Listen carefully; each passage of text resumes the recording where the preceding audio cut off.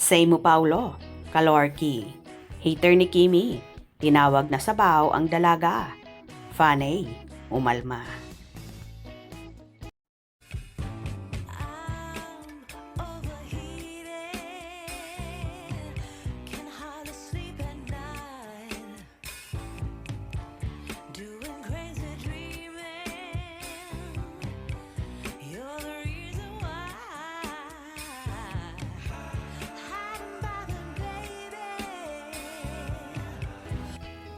Hindi magets na mga netizen kung bakit malala ang bashers ni Kim Chiu. Para sa iba kasi nice at magaan ang aura ni Kim.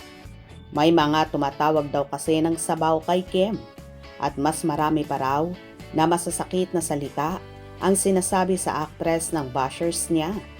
Pero sabi ng ibang fans ni Kim sa social media na ang mga bashers ng actress TV host ay gusto lang maiba at the expense ng favorite female celebrity nila. Maiba lang, pero sobrang bait ni Kim. Kinuha siyang endorser ng company ko dati, and our marketing team had nothing to say but how nice she was. Yung head of creatives pa noon mentioned that Kim gave her a bag. Yes, minsan sabaw siya, pero over yung ibang bashing, lol. But they can never put a good woman down. TBH, Kim Chiu is an A-list star now pero never nagbago ugali niya.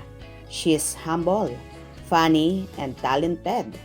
Inggit kasi sila kay Kim kasi di makasabay yung mga manok nila.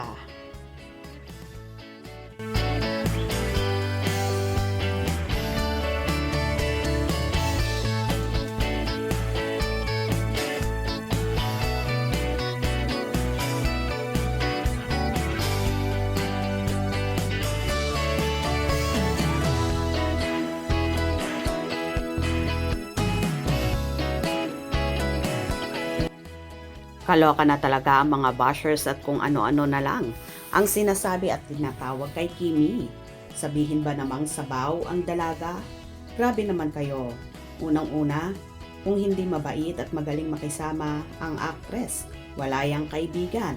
Halos lahat nga, friends niya at gustong-gusto siyang makatrabaho. Lalo na mga staff at crew. Kasi nga, ubod, nagbait at walang kaarte-arte sa katawan. Ang dalaga, bashers lang talaga ang gustong gibain si Chinita Princess. Pero, sorry, sad to say, hinding-hindi nyo matitinag dahil marami ang nagmamahal sa dalaga 100%. Yan. For sure kapag narinig na naman ni Paolo Avellino yan, magre-react yun at ipagtatanggol ang kanyang prinsesa. Ang cute ni Kimi, ganda pa ng kutis. Matitigil yan kapag kasal na ang Kim Pao. The only event that can stop bashing kay Kim is the end game kay Paolo Avellino because they never stop bashing until such time na makasal ang Kim Pao. Kasi umaasa pa rin ang kampo ni Nuno kay Paolo. Anong aasahan niya na deny na nga siya?